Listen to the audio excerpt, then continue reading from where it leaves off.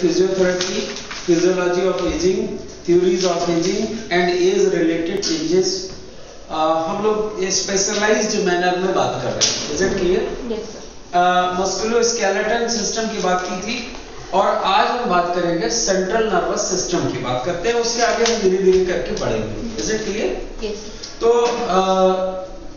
theories of aging physiology and theories of aging. अच्छा okay ठीक है.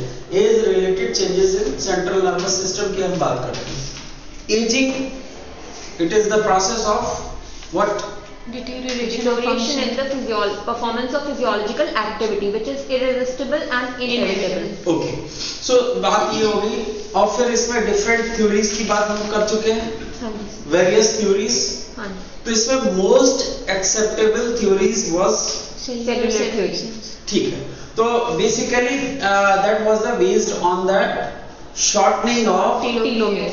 हाँ. तो जो सेल की जो प्रोसेसेस होती है, सेल डिवीजन की जो प्रोसेसेस होती है वो शॉर्टनिंग हो जाती है. तो उससे क्या है, डिलेड हो जाता है वो प्रोसेस. तो इस तरह से डिटोरिएशन स्टार्टेड हो जाते हैं. It leads to ageing. एक तो बात ये हो गई. अब उसके बाद में फिर हम लोगों ने बात की थी कि as what are the changes with ageing. तो डिफरेंट सिस्टम में हम लोगों ने बात की थी. जनरल अगर आपको याद आ रहा हो देखिए आप पुराने नोट्स में. तो उसमें आपको बताया था कि सेंट्रल नर्वस सिस्टम में क्या हो सकता है. क्या बताया था? Cochlear degeneration, न्यूरोनल लॉस और lensopacification, dorsal column dorsal. तो ये सब बताया था. ये तो बात हो गई आपके सेंट्रल की.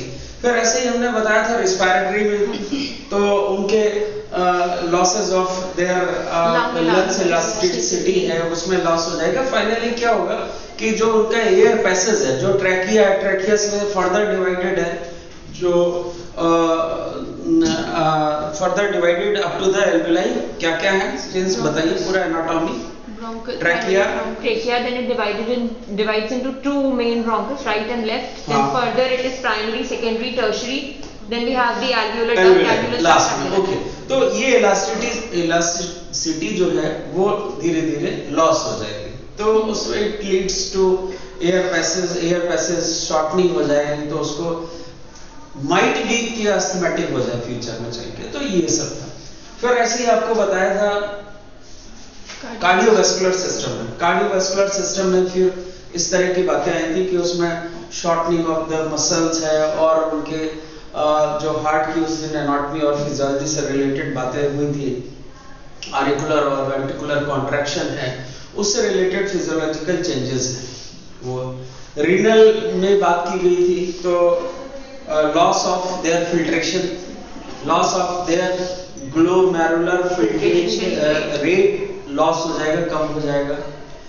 Deterioration of pancreatic enzymes hormones हैं. एंडोक्राइन्स की बात की जाए तो जो हार्मोनल चेंजेस आते हैं वो भी उसी का हिस्सा था. जीआईटी में बताया था आपको पेरिस्टैल्टिक मूवमेंट जो है, मोर्टेलिटी वो भी डिक्रीज हो जाएगी. बोन में बोन डेंसिटी लॉसेस के बारे में हम सब लोगों ने ये सब बातें की थी.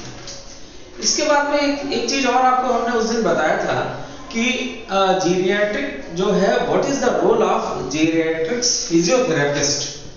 ये आपको उस दिन हमने बताया था that day. Have you written or not? How you intervene? you can't be intervene in their clinical. You can intervene only by the rehab parts. तो by mainly the exercise. आपको हमने बताया था Exercise mainly. हाँ. तो उसमें 2-3 तरीके के टेक्निक्स बताई थी. जैसे हाइड्रोथेरेपी बताया था, नहीं बताया था? नहीं सर, ये डिस्कस नहीं हुआ. ये डिस्कस नहीं हुआ. Okay okay. अच्छा ये चलिए ये हम लोग बाद में बात करेंगे. तो एनीवे इसके बाद उसी सीक्वेंस में आया था age related changes in musculoskeletal system. इस पे हम लोगों ने बात की थी. मसल्स, स्केलेटल मसल्स की बात की थी. 2 तरीके की muscles, smooth muscles, skeletal muscles. Skeletal muscles they are the voluntary muscles जिसपे आपका कंट्रोल है. They attached by the bone से, टेंडन से अटैच. टेंडन से मतलब अटैच्ड बाय द बोन है थ्रू विद द टेंडन्स. तो उसमें अटैचमेंट बताया था बोन के साथ में. इस तरह से एक ये अटैचमेंट था. तो फाइनली इसमें हमने एक टर्म यूज किया था, that was the sarcopenia. Have you remembered or not? Yes. Sarcopenia means that is the क्या था? Related loss of muscle strength, muscle mass and bone function. mass.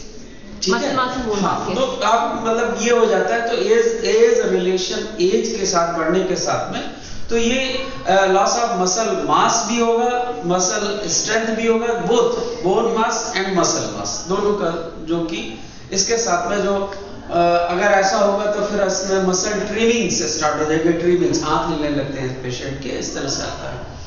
तो ये सब चीजें हम लोगों ने डिस्कस की थी।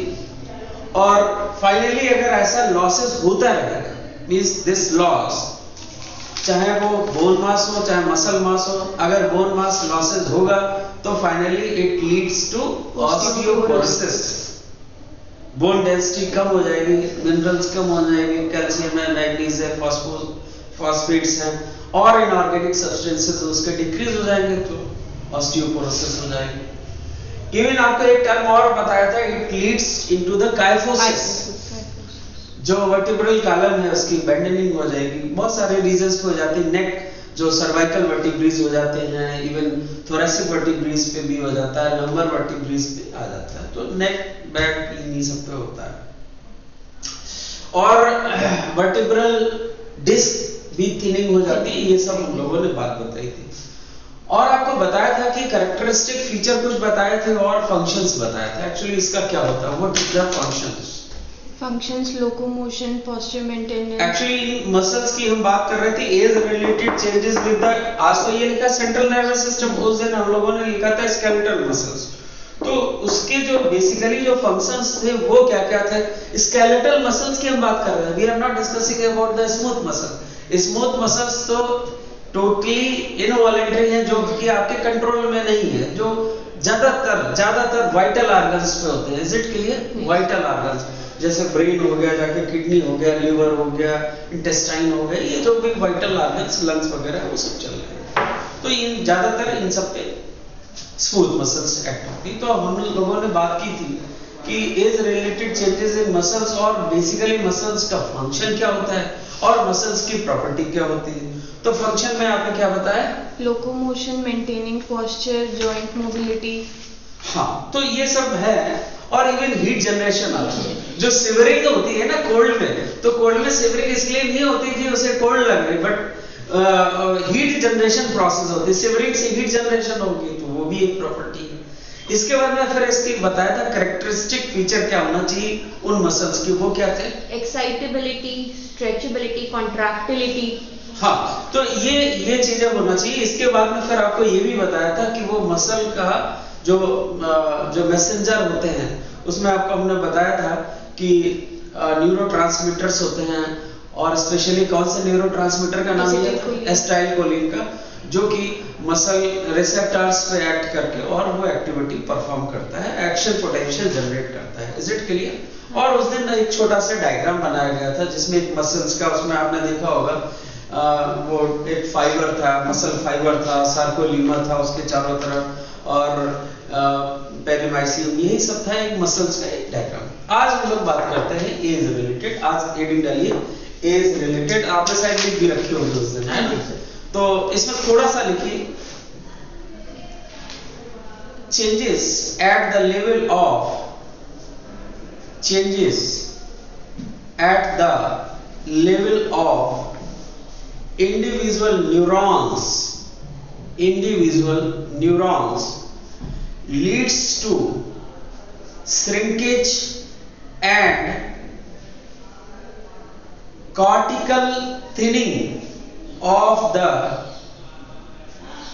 aging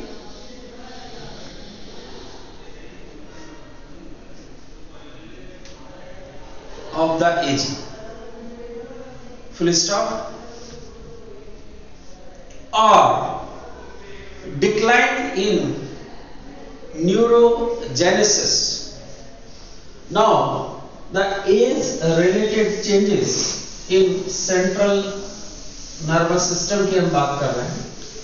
तो आई थिंक इसके पहले हम कोई और डिस्कशन करें तो न्यूरॉन्स सेल कैसे बनाते हैं, तो एक आपको टेक्निक्स, सी यू नो, सी उल्टा सी, अगेन सी अगेन सी और एक सी को नीचे कर दो.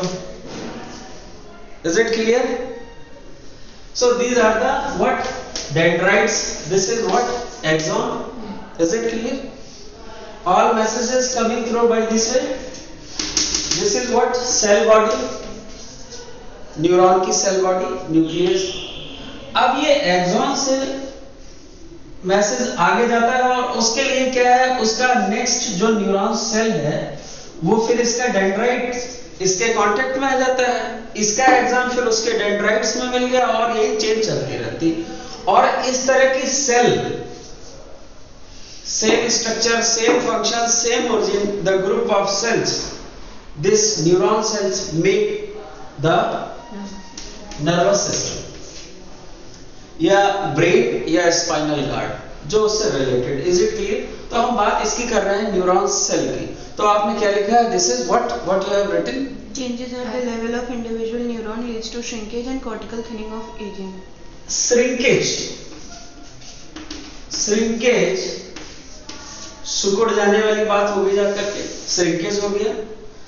और कॉर्टिकल थिनिंग, जो जब ये न्यूरॉन सेल की बात हो चुकी है, अब इसके बाद में अगर हम बात करें, अगर इसको हम देखते हैं इस तरह से, so this is cerebrum, this is cerebellum, this is medulla oblongata.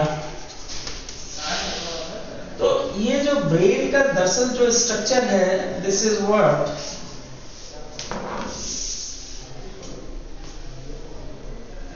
ये पूरा स्ट्रक्चर है. तो ज्यादातर ये जो टेम्पोरल रीजन है, ये जो श्रिंकेज आता है, इस रीजन पे श्रिंकेज आता है एज के साथ में, क्योंकि ये पूरे न्यूरॉन्स ने पूरी nervous system, this type of cells, nerve cells, neuron bodies making, अब ये जब कर रहे हैं तो ये इसमें श्रिंकेज हो जाता है एज के साथ में. अब इसके साथ में आपको पता है this is divided into two parts, दो लोग में होता है. और जब ये श्रिंकेज हो जाएगा तो इसी से रिलेटेड डिसऑर्डर क्रिएट हो जाएंगे. अब ये श्रिंकेज कैसे होते हैं उसकी बात अब आगे करते हैं. तो ये श्रिंकेज को हम कह सकते हैं इनहिबिशन, या आपने क्या लिखा है, this is the decline in neurogenesis, यानी कि जेनेसिस मींस जनरेट करना, न्यूरॉन सेल न्यूरॉन फॉर्मेशन को जनरेट. अब ये डिक्लाइन हो रहा है. तो अब इसके आगे की हम बात करते हैं. इसके आगे लिखिए, that is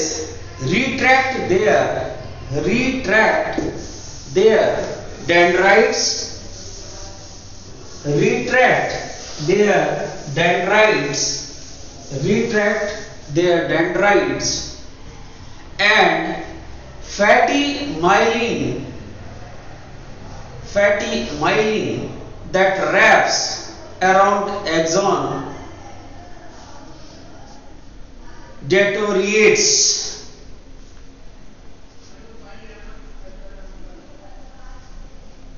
or neurodegenerative or leads to neurodegenerative disorders.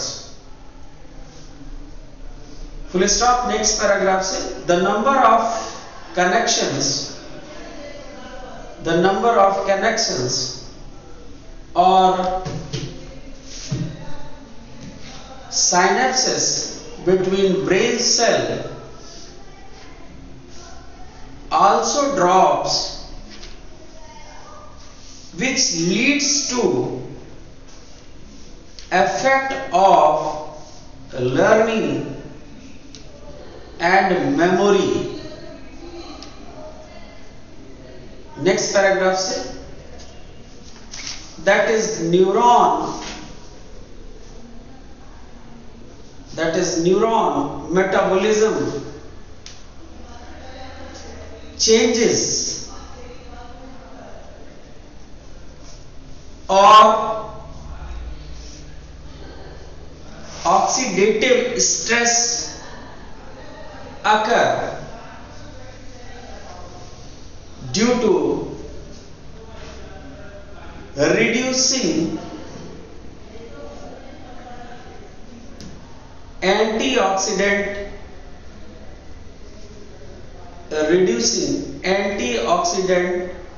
defenses.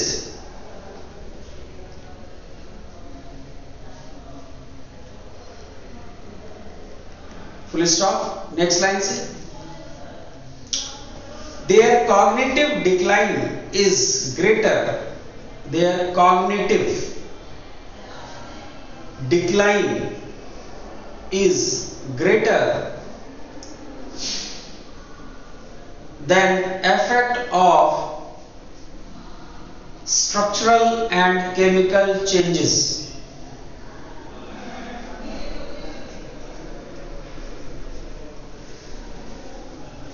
एक तो बात इसकी हो गई जब ये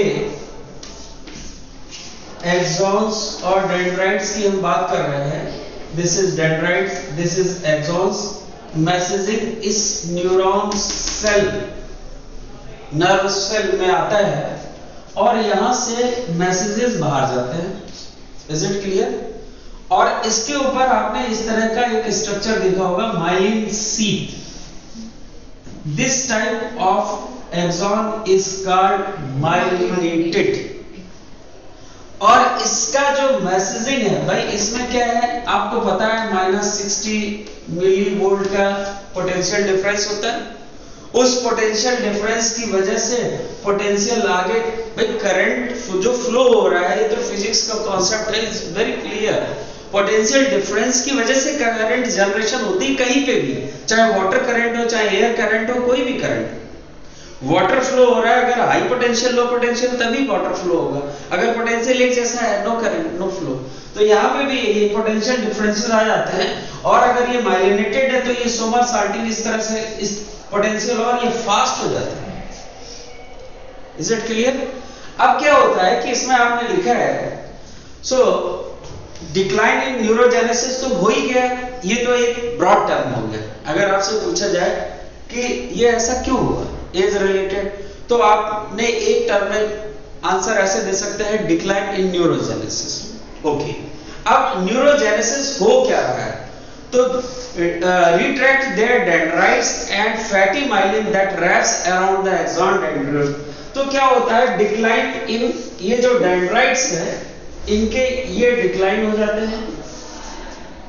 तो प्रॉपर इनको एक तो मैसेजिंग जो चलने वाली एक नॉर्मल फिजियोलॉजिकल प्रोसेसेस होते हैं वो कब हो गए. दूसरी चीज ये जो माइलिन सीट है ये फुली पूरा रैप्ड कर लेता है इसको, पूरी तरीके से इनइफेक्टिव हो जाता है. इसका पोटेंशियल डिफरेंस का इसके लिए चांसेस ही नहीं मिलते हैं कि कहां पे इसको डिलीवर्ड करे इसकी पूरी फिजियोलॉजी को. तो ये हो गया जाके their dendrites retract their dendrites and fatty myelin that wraps around the axon dendriates. तो इसको कहते हैं न्यूरोजेनरेटिव डिसऑर्डर. तो वहां पे हो गया पहली बात तो डिक्लाइन इन न्यूरोजेनेसिस, तो एक मोटा आंसर हो गया.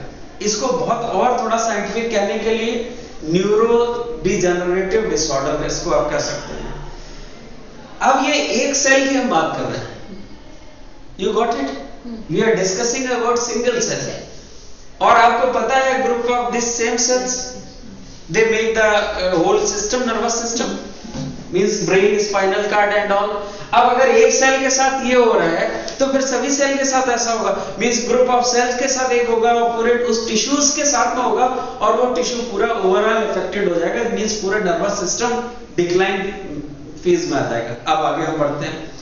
द नंबर ऑफ कनेक्शन और synapse between brain cells also drops, leads to effect of नहीं wraps around the axon. तो neurodegenerative disorder, इतना तो आपने लिख लिया होगा. Is it clear? उसके आगे कुछ लिखा है? Yes sir. क्या लिखा है? Number of connections or synapses between brain cells also drops, which leads to effect of learning and memory. हाँ, that is neuron metabolism changes or oxidative stress occurs due to तो अब क्या है कि इससे होगा क्या, number of connection और synapse between brain cells also drops. अब जो इसके साथ में अब यहाँ पे भाई किसी और ये जो दूसरी सेल्स है इसका ये एक्सॉन है, ये फिर यहाँ पे साइनेप्स तो बनेगा। Is it clear or not? You having any doubt? No. तो अगर ये आ रहा है तो इसका भले ही इसका ये डेंड्राइड है, इसका ये एक्सॉन है, लेकिन इसका एक्सॉन इसके लिए तो डेंड्राइड्स का काम करेगा। तो जब ये शॉर्टनिंग हो जाएगी, जब ये रहेंगे नहीं तो प्रॉपर पोटेंशियल डिफरेंशिएशन नहीं रहेगा, तो आगे चल के वो मैसेजिंग नहीं जाएगी। यही तो मेटाबॉलिक डिसऑर्डर है अल्जाइमर के लिए और पार्किंसोनिज्म के लिए। एक में मस्कुलर डिसऑर्डर हो रहा है, एक में मेमोरी लॉस हो गई।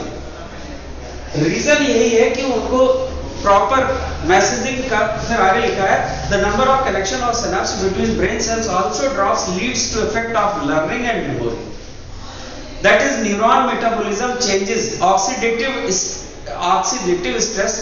इसका मतलब क्या है, ये होते क्यों है? अब आपको ये भी बताएं ये क्यों हो रहा है। Due to the reduced antioxidant क्या लिखा आपने? डेफिशिएंसीज। एंटीऑक्सीडेंट आपको हमने बताया था एजिंग में, एक एजिंग में हमने थ्योरी दी थी, तो आपने एक तो हो गया सेलुलर थ्योरी के साथ में एक थ्योरी और दी थी एंटीऑक्सीडेंट।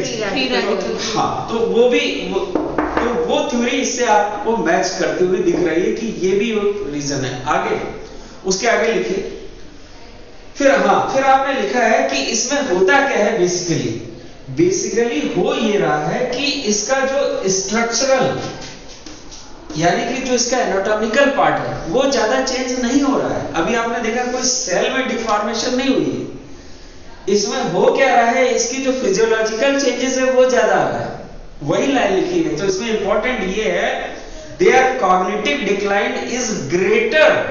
कॉग्निटिव का मतलब है जो उसके सेंसेस हैं, तो यही लिखा है the cognitive decline is greater than effect of structural and chemical changes. अभी केमिकल चेंजेस हैं, उसी की वजह से कॉग्निटिव डिक्लाइन हो रहा है, लेकिन इसमें सेल का कोई ऐसे एज इट इज पूरी सेल डिफॉर्म नहीं होगी। एजिंग का मतलब ये नहीं कि सेल उसकी बदल गई। तो ये चीज है इंपॉर्टेंट। इसके आगे देखिए, लिखिए in the chemical changes some theories reported as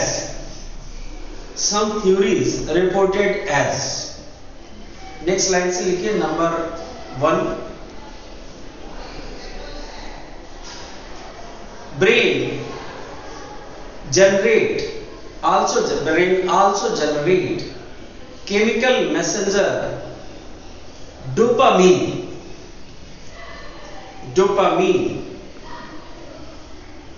and with aging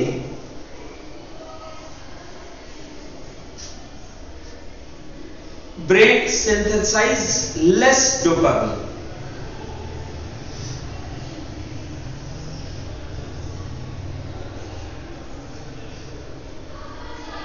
So few receptors of brain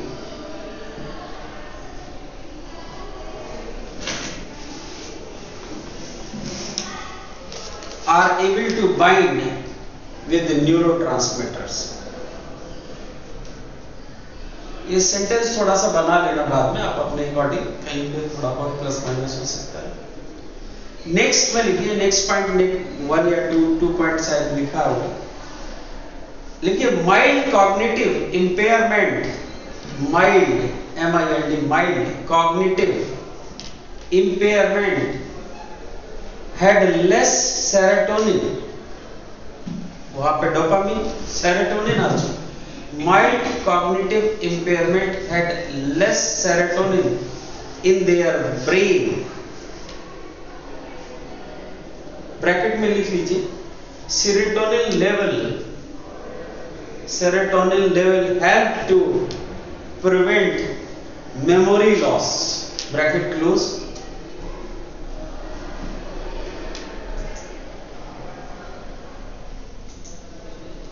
these changes leads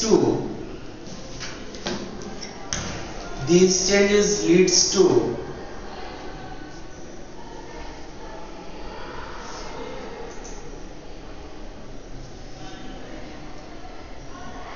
vulnerability, vulnerability of neurons in various regions of the brain.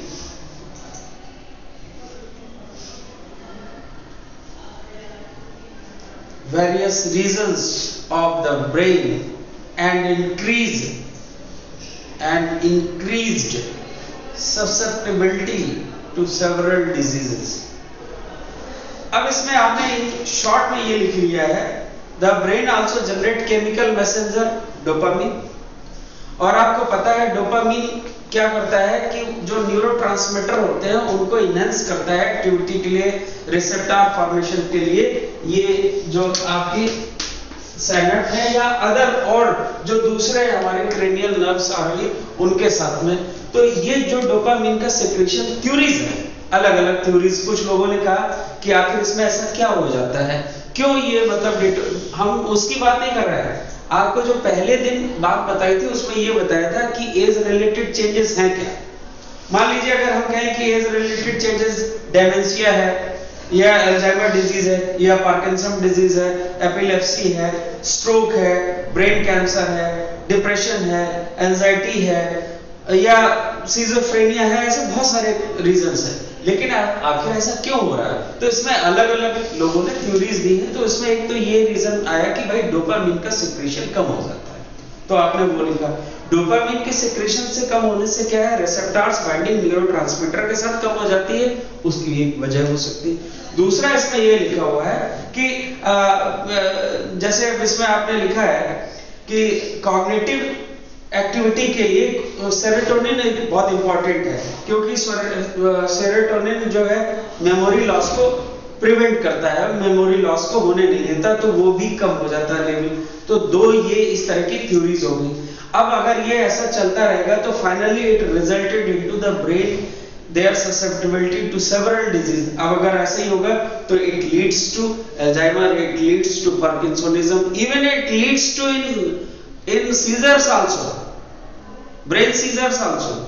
आगे इसमें आगे लिखिए नेक्स्ट पैराग्राफ से, brain gradually declines to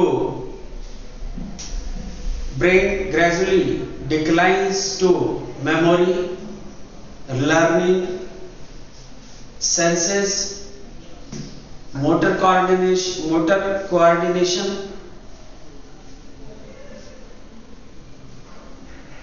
and attention impairment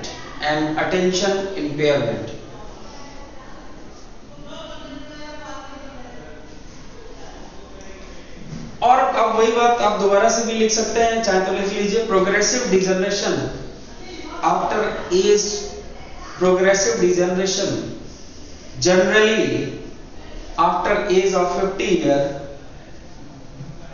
progressive degeneration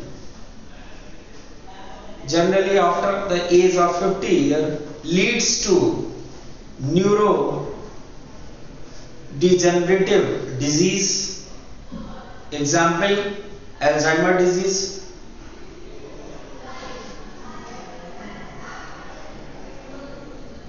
short में इसको AD भी लिखते हैं, बार बार कैसे लिखोगे तो इसलिए AD capital A capital D लिखते हैं, ब्रैकेट में लिख सकते हो। And parkinsonism disease, Parkinson's disease, PD भी कहते हैं इसको। तो ये तो खैर आप चाहो तो शॉर्ट में अगर लिखना चाहो तो ये तो आप समझ ही रहे हैं, अल्जाइमर है मेमोरी लॉस के लिए, और वो तो पता ही है पार्किंसंस में तो ट्रिमर है, स्लो मूवमेंट हो जाता है, स्टिफनेस हो जाता है, ये सारी चीजें आ जाती हैं। तो आप चाहे अगर याद है तो that is well and good. Next line में लिखिए इन सम reports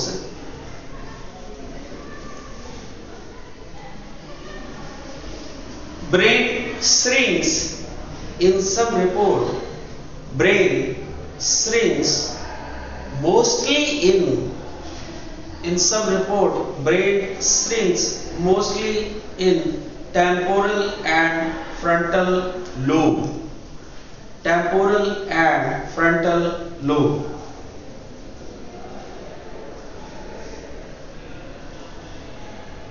That is development of brain. That is development of brain atrophy. A-T-R-O-P-H-Y, atrophy. Development of brain atrophy may risk of development of cognitive impairment and dementia. D-E-M-E-N-T-I-A, dementia. Full stop.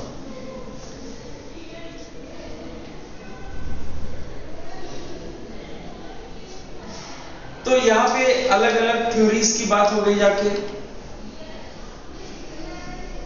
Dopamine आपको बताया, serotonin की बात बताई, ये as के साथ में इनका सिक्रीशन कम हो जाता है, उसकी वजह से कॉग्निटिव चेंजेस आ जाते हैं। कॉग्निटिव का मतलब है कॉग्निजेंस, आप समझ रहे हैं, अपना ध्यान लेना, कॉग्निट कर पाना, वो चेंजेस आ जाते हैं rather than structural and chemical. हमने आपको बात बताई केमिकल चेंजेस होते हैं, लेकिन केमिकल चेंजेस में वही है इसके जो न्यूरोट्रांसमीटर है उन्हीं का इनहेरेंट या उन्हीं का जो लॉस हो जाता है या कम हो जाते हैं। अब इसके बाद में दूसरी बात आई कि ये जो बेसिकली चेंजेस हैं, तो एक ही बात को हम लोग ज्यादातर बार बार रिपीट कर रहे हैं, brain gradually declines their memory, learning, senses, motor और coordination and attention impairment। तो इस पे बहुत से जर्नल्स आ गए हैं, बहुत से लोगों ने रिसर्च पेपर भी लिखे। उस दिन हमने भी आपको सजेस्ट किया था कि कहीं आप कोई रिव्यू पेपर लिखिए, तो अगर आप इस पे सर्च करेंगे तो you can find lot of papers. बहुत से लोगों ने, साइंटिस्ट ने अलग अलग लिखे हैं, हमारे पास डेटा भी है 2012 में, 2014 में इंटरनेशनल पब्लिकेशन से इसी सब चीजों पे। तो आप लोग इस पे थोड़ा सा वर्क कर सकते हैं। अब आपको हमने एक एग्जांपल दिया है, progressive degeneration after the age of 50। तो अब 50 ईयर पे ये जो कॉग्निटिव चेंजेस आ रहा है, कॉग्निटिव चेंजेस की बात कर रहे हैं, ये चीज आप ध्यान रखना, we are discussing about cognitive changes. तो अब ये न्यूरो डिजनरेटिव डिजीज है, यही तो सब लीड्स कर देते हैं। आप चाहे ये अल्जाइमर्स हो चाहे पार्किंसंस हो, दोनों डिजीज यही।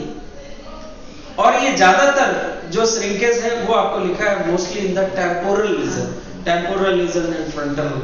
समझ पा रहे हैं? This is frontal lobe, this is temporal, this is occipital, these are the parietal. तो ये दीज आर द, और development of brain atrophy. Atrophy का मतलब आप समझ पा रहे होंगे। एट्रोफी मीन्स है, दो वर्ड होते हैं, एक तो होता है कि जैसे एज के साथ में कोई चीज श्रिंक हो जाए,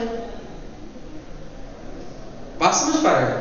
मीन्स एज के साथ में कोई, the reduction in the size of cell organs or tissue after attaining its normal mature growth. जो नॉर्मल मैच्योर ग्रोथ पूरी हो जाए उसके बाद में श्रिंकेज हो जाए तो एट्रोफी है।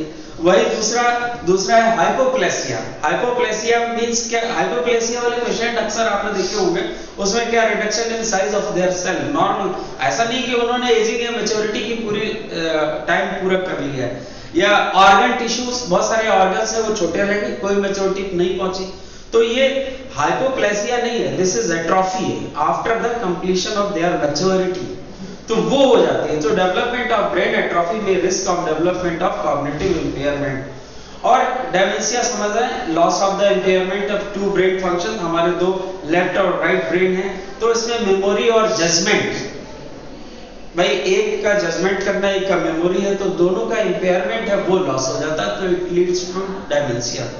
तो बेसिकली हमारा क्यों ये इतनी बार बार हम एक ही चीज पे फोकस कर रहे हैं कि जो एजिंग है, एजिंग का सबसे बड़ा इंपैक्ट पड़ रहा है हमारे ब्रेन पे। तो ब्रेन पे हम लोग फोकस इसी वजह से कर रहे हैं कि आखिर इस सेल में ऐसा क्या हो रहा है जिसकी वजह से ब्रेन से रिलेटेड जो एज के साथ में जो रिलेटेड डिसऑर्डर्स आ रहे हैं वो है। अब उसमें आपको हमने बताया ब्रेन से, आप लिख ही लो ब्रेन डिसऑर्डर्स, डैश करके लिखते जाइए। Dementia, Alzheimer disease, Parkinson's disease,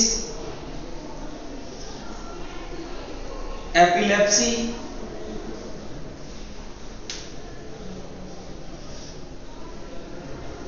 stroke, add TIA, capital T capital I capital A, इसको ब्रैकेट में लिखिए, इसके बारे में अभी हम लोग डिस्कस करते हैं। Transient ischaemic attack, brain cancer, या कामा करके लिख रहे हैं, नेक्स्ट लाइन में लिख रहे हैं, जैसे भी लिख रहे हैं उसको लिख सकते हैं। Depression, anxiety, schizophrenia, post traumatic stress disorder, ये भी आजकल देखा गया है, पेशेंट बहुत सारे पेशेंट हो रहे हैं इस related. Post traumatic TRAUMATIC, post traumatic stress disorder, इसी को कहते हैं PTSD, capital P capital T capital S capital D, PTSD। तो ये डिसऑर्डर आ रहा है। अब जैसे इसमें डेमेंशिया तो आप समझ रहे हैं, loss of impairment, Alzheimer disease, loss of memory, Parkinson's disease, trimming. तो एक वो मूवी आई थी ब्लैक, उसमें अमिताभ बच्चन जी जो है वो इन्हीं पार्किंसंस डिजीज का बहुत अच्छा रोल किया, उन्होंने दिखाया कि क्या सिम्टम्स हैं। अब आप चाहें तो पूरी फार्माकोलॉजी KD त्रिपाठी से आपने पढ़ी होगी, आपने अपने UG या PG में, तो उस समय देखा होगा कि उनके ट्रिमिंग है, स्लो मूवमेंट है, स्टिफनेस आ जाती बॉडी में और बैकिंग लॉस हो जाता है। तो ये सारे पार्किंसंस की बात हो गई। फिर इसके बाद में एपिलेप्सी का मतलब समझ रहे हैं, सीजर आना पेशेंट में। अब इसमें भी बहुत सारे एपिलेप्टिक अलग अलग फीचर्स है, उसकी अलग अलग स्टेजेस है, ग्रैंड मल, पैकेट स्मल है। आप यहाँ पता नहीं एक्सपेरिमेंट होता है नहीं होता है, इलेक्ट्रोकन्वल्सोमीटर होता है, तो इलेक्ट्रोकन्वल्सोमीटर हम लोग एक्सपेरिमेंट करते हैं फार्माकोलॉजी में।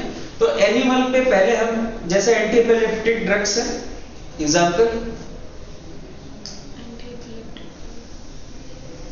एपिलेप्सी का अगर कोई पेशेंट है तो क्या मतलब कौन से ड्रग देंगे, choice of drug.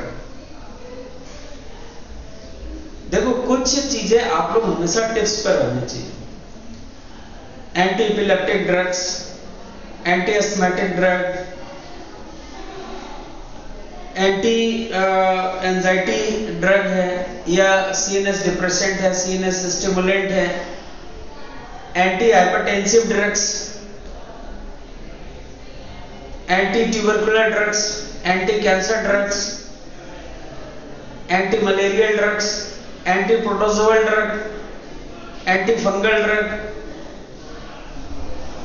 Got it, anti helminthic drugs. So these are the very important, और ये कॉमन सेंस वाली बात है। अब जैसे एंटी हेलमिंथिक की बात आ गई, जो अभी बच्चों का प्रोग्राम गवर्नमेंट ऑफ इंडिया करवा रही है इंटेस्टाइन क्लियर के लिए, albendazole, mebendazole, you got it or not, are you getting my point or not. तो इन कुछ चीजों को अपने आप थोड़ा सा कहीं पे नोट करते रहो और टिप्स पे रखो। मान लीजिए अब कहा कि पेट के कीड़ों की दवा चाहिए, क्या है, तो मतलब ब्लैंक पोजीशन नहीं हो, मेरा स्टूडेंट मतलब तुरंत एक आंसर देगा इमीडिएटली। तो एल्बेंडाजोल, मेबेंडाजोल से एवरीबॉडी नोस कि एल्बेंडाजोल है, mebendazole. Anti protozoal drugs, protozoans का इंफेक्शन है तो आपको पता होना चाहिए, मेट्रोनिडाजोल, टेनिडाजोल इमीडिएटली। भाई एंटामीबा हिस्टोलिटिका का इंफेक्शन बहुत पेशेंट्स को हो रहा है, तो एंटामीबा हिस्टोलिटिका का पेशेंट आ गया तो क्या देना। तो एटलीस्ट ये जो आपने फार्माकोलॉजी जो आपने यूजी में पढ़ रखी, उसकी पूरी फार्माकोलॉजी नहीं पढ़ी है, लेकिन उसकी एक एक दो ड्रग्स। अब जैसे एंटी ट्यूबरकुलर ड्रग्स, तो आपको सेट ऑफ 3 ड्रग्स हैं। अब अमिताभ बच्चन जी इतना ऐड करते रहते हैं कि टीबी की दवा ये 3 दवाएं खानी है ऐसे, तो एटलीस्ट पता होना चाहिए कि उसमें 3 कौन कौन सी ये है। तो ऐसे ही हमने कौन सी दवा पूछी थी आपसे, एंटी एपिलेप्टिक ड्रग। तो एंटी एपिलेप्टिक ड्रग्स जो लेबोरेटरीज में फेनेटोइन, बार्बिचुरेट्स, इन सब के कॉम्बिनेशंस होते हैं और उनके साथ में हम लोग एक्सपेरिमेंट करते हैं। अब एपिलेप्सी के लिए हमारे यहाँ लैब में क्या करते हैं कि हम लोग पहले किसी अब कोई पेशेंट को तो ला नहीं सकते, उस पेशेंट में तो हम एपिलेप्सी कैसे करेंगे? जब एपिलेप्टिक फेजेस आती हैं तो उसके क्लोनस, स्टूपर, रिकवरी, कितनी फेजेस होती है, वो गिरता है पेशेंट, फिर इसके बाद में वो रिकवर्ड होता है, हो पाता है भी है, नहीं हो पाता है, हालांकि मैक्सिमम टाइम पे हो जाता है, लेकिन वो 5 फेजेस होती है एपिलेप्सी की, 4-5 फेजेस होती है और उनको देखना और उन पे दवा का यूज करना। तो अब ये जो सीजर है, सीजर में भी है, ग्रैंड मल्स है, पैकेट्समल है, अलग अलग तरीके के सीजर आते हैं। किसी को छोटा सा सीजर आया और विदाउट कोई मेजर सिम्टम्स नहीं है, वो दूसरा तरीके। जब आप सीजर की स्टडी करेंगे और सभी के सभी ब्रेन डिसऑर्डर है, इन्हीं डोपामिन और सेरोटोनिन के डिसऑर्डर है। एज रिलेटेड ज्यादातर, तो खैर ऐसा बहुत ज्यादा नहीं, बच्चों में होता है, तो बच्चों में तो छोटे वाले सीजर्स हैं, इतने कोई मेजर नहीं है। तो ये तो वो तो खैर क्लिनिकल बात हो गई जाके। और इसी के साथ में आपने एक टर्म लिखा है TIA, ट्रांजिट इस्मिक अटैक। जो ये वाला जो अटैक है, ये इसमें उस तरह का होता है कि पेशेंट नॉर्मली जा रहा था और अचानक वो गिरा और गिर कर उठ खड़ा हुआ, उससे पूछो क्या हुआ, कहा मुझे कुछ ध्यान ही नहीं। तो ये सडन क्या हो गया? तो ये इस्मिक जो ट्रांजिट इस्मिक अटैक है, इसमें बेसिकली क्या होता है, एक शॉर्ट ऑफ टाइम के लिए यहाँ की जो ब्लड वेसल्स है इसके चारों तरफ की, वो क्या है, शॉर्ट ऑफ टाइम के लिए वहां पे सप्लाई किसी भी तरीके से हो सकता है, कोई कॉग्निशन हो या हो सकता है कोई और, हम उसकी इटियोलॉजी और उस पर नहीं जा रहे हैं, लेकिन आपको ये बता रहे हैं आखिर ये अटैक कौन सा है। ये कोई उस तरह वाला नहीं है कि MI हुआ, मायोकार्डियल इंफार्क्शन नहीं हुआ है, या कोई एंजाइना पेक्टोरिस वाला नहीं है। तो ये उस तरह से है। तो ये भी, अब इसका पूरा इम्पैक्ट जब यहाँ पर पूरी ब्लड सप्लाई नहीं होगी तो इमीडिएटली वो पेशेंट अनकॉन्शियस हो जाएगा। उतनी देर कोई भी पोटेंशियल नहीं रहेगा, तभी उसको याद नहीं रहता। जब पोटेंशियल जनरेशन नहीं होगा तो कोई, तो ये सब जो आपने लिखे हैं, तो ये डिप्रेशन तो आप समझ रहे हैं, ब्रेन कैंसर आप समझ रहे हैं, डिप्रेशन, एंजाइटी, साइजोफ्रीनिया ये तो आप समझ रहे हैं, अल्ट्रेशन ऑफ ब्रेन, मतलब इसमें साइजोफ्रीनिया में क्या है, पूरी उसकी जो केमिकल प्रोसीडिंग्स है वो सब पूरी चेंज हो जाती है। आप ये पोस्ट ट्रॉमेटिक स्ट्रेस डिसऑर्डर, ये एक तरीके का आज की डेट में काफी ज्यादा चल रहा है। पोस्ट ट्रॉमेटिक, अचानक किसी के सामने कोई घटना होगी, अब उसके बाद में वो उसी से वो डरता रहता है। देखा होगा आपने, इस तरह के बहुत से पेशेंट्स होते हैं, कोई चीज देख लेते तो वही चीज सीन बार बार आता रहता है। तो इस तरह से ये नॉर्मली डिसऑर्डर है। तो इसी के साथ में हमने बेसिकली आज जो डिस्कस किया है, दिस इज द, इस पे आप लोग थोड़ा सा इसके लिए अलग से हम ये चाहते हैं कि कुछ इसके लिए आप लोग अलग से कोई चीज सर्च करें। This is the reference class. Reference notes आपको हमने इतने बेसिक दे दिए हैं कि इससे आप मतलब कहीं पे भी जब आप थोड़ा सा पढ़ेंगे so then you will get the some idea, but you have to work out on this. Basically आपको क्या करना है, एक तो ये डायग्राम ड्रॉ करना है इसमें न्यूरॉन सेल का, और क्योंकि ये न्यूरॉन सेल, जब एक सेल का डिसऑर्डर होता है एज के साथ में, तो वही it leads to whole scenes. बात समझ पा रहे हैं? तो एज रिलेटेड हमें ये दिखना है कि ऐसे तो मिल जाएगा कि एज रिलेटेड चेंजेस क्या है, लेकिन एज रिलेटेड चेंजेस क्यों हो गए? 2-3 चीजें आपने देखी। 1, श्रिंकेज हो रहा है, श्रिंकेज हो रहा है। दूसरा, डोपामिन का प्रोडक्शन कम है, सेरोटोनिन इज डिक्रीजिंग, हाँ, सेरोटोनिन का भी डिक्रीज हो रहा है, डोपामिन का सिक्रेशन भी डिक्रीज हो रहा है, और इनके डिक्रीज होने की वजह से धीरे धीरे क्या हो रहा है कि जो न्यूरोट्रांसमीटर, जो रिसेप्टर का कॉम्बिनेशन होना चाहिए था, वो डिक्लाइन हो रहा है। और इस पे ये जो इसकी न्यूरॉन, जो ये दिस एक्सोनल बॉडीज है, या जो इसके डेंड्राइट्स बॉडी है, इसमें ये भी सब माइलिनेटेड हो जा रहा है। जो पोटेंशियल जनरेशन होना चाहिए वो पोटेंशियल जनरेशन नहीं हो रहा है। तो वही अब ये जितने भी अब ये पोटेंशियल जनरेशन नहीं होगा तो इट लीड्स टू, आपको हमने बताया है कि लीड्स टू न्यूरोडिजेनरेटिव। अब यही तो हो गया, न्यूरो डिजेनरेट हो गया, न्यूरॉन डिजेनरेट हो गया, अब यही बन गया neuro degenerative disorder. Neuro degenerative disorder is parkinsonism, neuro degenerative disorder is Alzheimer's. Is it clear? Yes. तो बेसिकली हम लोग फोकस इसी पे कर रहे हैं, आखिर ये हो क्यों रहा है। तो ये एक आपको, अब इसमें अलग अलग लोगों ने थ्योरीज दी हैं, जैसे आपने देखा, हमने कुछ आपको थ्योरीज बताया है। और एट्रोफी हो जा रही है, आप ये कह सकते हैं it leads to atrophy, ageing leads to neuronal atrophy. तो ये वर्ड आपने लिखा है, नहीं लिखा है? It leads to neuronal atrophy, is it clear? और आपने उसके साथ में ब्रेन डिसऑर्डर लिखे, सो ये बात हो गई जाकर के।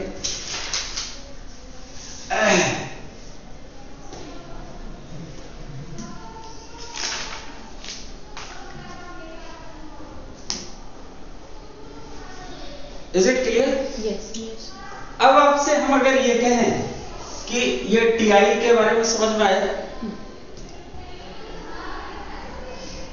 ट्रांजिट इस्मिक अटैक के पेशेंट बहुत आजकल मिल रहे हैं, और वो कहते हैं कि साहब अचानक हमें कुछ पता ही नहीं चला और हम फाइल डाउन हो गए for a moment, 1 second 2 second 6 second 10 second के लिए, और इसके बाद में हम क्या हुआ मुझे नहीं पता।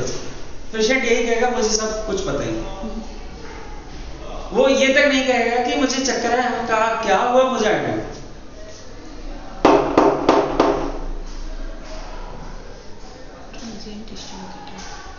TIA is very common.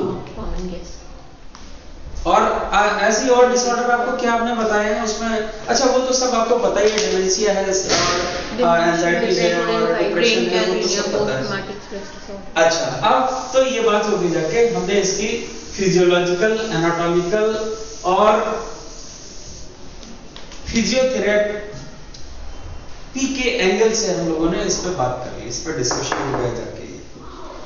अब अगर हम आपसे एक सवाल पूछें, मॉड्यूलेटिंग प्रोसेस ऑफ, मॉड्यूलेटिंग, ये हालांकि अलग है इससे थोड़ा सा, मॉड्यूलेटिंग प्रोसेस ऑफ एजिंग। अब एजिंग हो रही है, एजिंग से आपने वो तो मस्कुलर डिसऑर्डर देख लिया, वहां पे क्या हो रहा था? सार्कोपेनिया।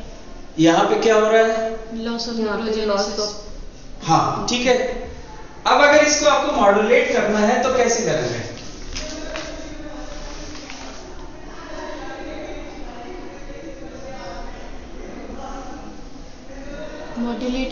मॉड्यूलेट का मतलब है अगर इसको आपको रिस्ट्रिक्ट करना है, रोकना है, इनिबिट करना है, ये चीज ना हो, then how you will do? as on the basis of their physiotherapeutic concepts या physiotherapeutic basis.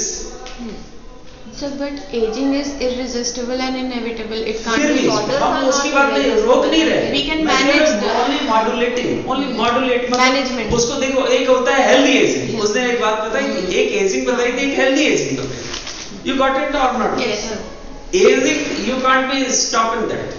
एक होती है हेल्दी एजिंग और एक होती है मींस एजिंग तो ageing.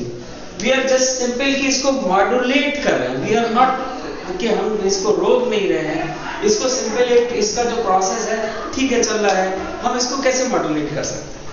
So being a physiotherapist, exercise के अपने especially aerobic exercise when we talk of endurance training, they have aerobic exercise से क्या होगा? So aerobic exercise से dopamine production is also affected. हाँ, So that is सेरोटोनिन और dopamine एक वो भी, ये बात आपको समझ आ रहा है? मैं ये चाहता हूँ कि आप लोग अपनी तरफ से थॉट्स क्रिएट करें। We are not, मतलब you are now as a research scholar, you have to on your thoughts. You got it or not? और similarly for skeletal muscle strengthening exercise is important. That will help to prevent the atrophy of the muscles. And similarly आप weight bearing exercises से we can help in osteoporosis as well. हाँ, तो वो भी हम prevent कर सकते हैं। और एंड अगर ये एजिंग में कुछ सिम्टम्स आने भी लगे हैं तो उसका भी according to the symptoms management किया जा सकता है।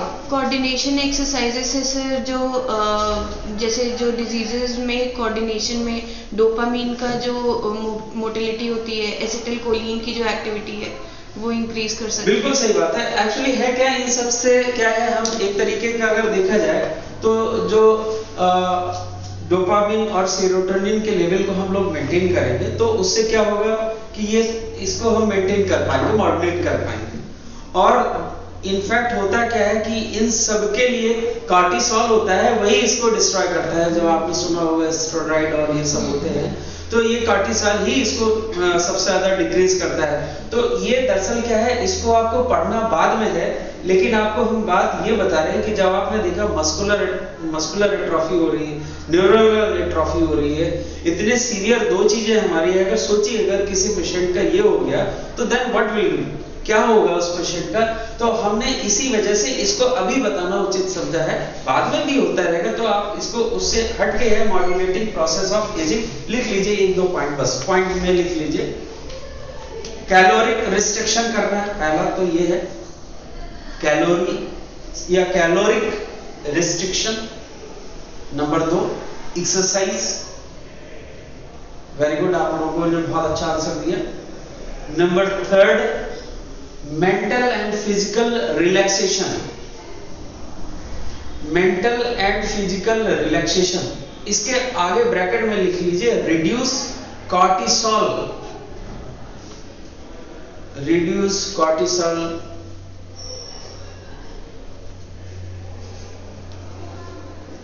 डैमेज कर सकते हैं, कुछ भी कर दिया आगे।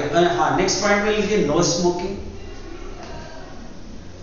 नेक्स्ट पॉइंट में लिखिए practice of breathing exercise, bracket में आप चाहे तो योगा लिख सकते हैं या whatever, practice of breathing exercises. और लास्ट में लिख लीजिए spiritual life, spiritual life.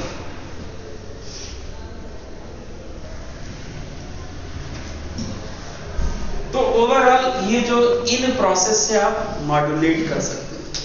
Is it clear? You got it? अब ट्रीट कैसे कर सकते हैं? मान लीजिए कोई पेशेंट आ गया, then how you will treat? ये तो मॉड्यूलेशन हो गया जाके। अगर ऐसा पेशेंट है then how you will treat as a physiotherapist? So depending on their symptoms, like अगर पार्किंसंस का पेशेंट है हमारे पास, तो उसका फ्रीजिंग गेट है तो we need to correct the gait, then tremors के लिए we have different coordination exercises, muscle strengthening पे काम करेंगे, gait training पे काम करेंगे, balance पे काम करेंगे। ठीक है। तो similarly depending कि जो भी कैटेगरी ऑफ पेशेंट है, उसके symptoms के अकॉर्डिंग हम rehab प्लान करेंगे, individualized rehab। बिल्कुल सही। अब मान लीजिए हमने एक मोटा मान लिया कि the patient is being to be in ageing, या नॉर्मली हमने कहा 40 के आसपास से वो प्रोटीन डिग्रेडेशन स्टार्ट हो जाता है। Is it clear? अब हमें क्या उसको एंटी एजिंग थेरेपीज में क्या बेसिकली प्रिस्क्राइब कर सकते हैं? तो वो तो एक अलग कैटेगरी होगी।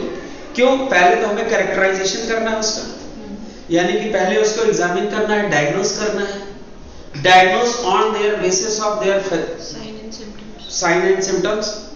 साइन एंड सिम्टम्स के अकॉर्डिंग, सिम्टम्स में तो ऐसा है सिम्टम्स आए आपने ट्रीट कर दिया, वो एक अलग चीज है, तो सिम्टोमेटिक ट्रीटमेंट हो गया। फिर इसके बाद में ट्रीटमेंट दो तरीके का ना, सिम्टोमेटिक ट्रीटमेंट और फिर पैथोलॉजिकल ट्रीटमेंट। पैथोलॉजिकल में फिर आपने देखा उसके आइडेंटिफिकेशन किया, बोन डेंसिटी क्या है, उसकी बीपी क्या है, उसका और भी बहुत सारे पैरामीटर, लिवर प्रोफाइल देखा गया, उसके अकॉर्डिंग फिर आपने ट्रीटमेंट शुरू किया। ऐसे ही एंटी एजिंग थेरेपीज के लिए एक ब्रॉड टर्म है, वो मैं आपको लिखा रहा हूं, बस आप नोट कर लीजिए। Number 1 hormonal therapy, hormonal therapy. Hormonal एक भी दो कैटेगरी, एक हार्मोनल थेरेपी से। नंबर 1 इसमें लिखिए human growth hormone injection, NGH, small n capital G capital H bracket. This is human growth hormone injection. Next है capital D capital H capital E capital A, dihydroepiandrosterone injection, DHEA injection. dihydroepiandrosterone injection. आप देख सकते हैं, आपकी reference book में लिखा होगा। Next है melatonin,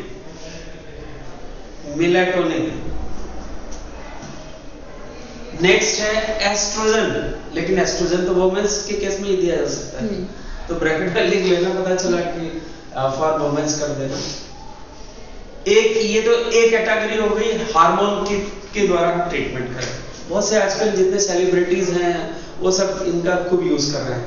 antioxidant, B category antioxidant. Number 1 इसमें लिख सकते हैं vitamin A, vitamin C, vitamin E. Number मतलब ये एंटीऑक्सीडेंट में एक कैटेगरी लिखा विटामिन ए, सी, ई।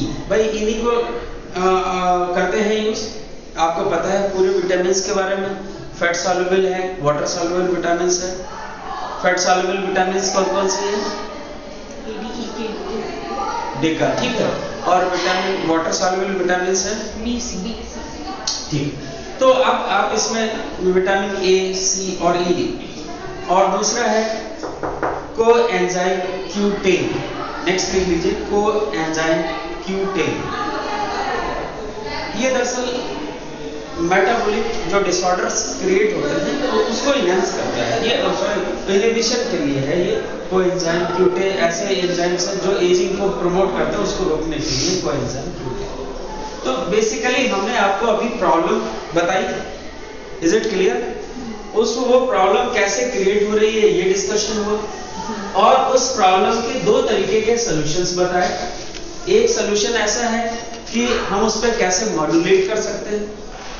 दूसरा सॉल्यूशन ये बताया कि कैसे उसकी थेरेपीज की जा सकती है। अब इसके बाद में हम लोग नेक्स्ट टर्म पे स्टडी करेंगे कार्डियोवास्कुलर सिस्टम के बारे में और रेस्पिरेटरी सिस्टम के बारे में। Is it clear?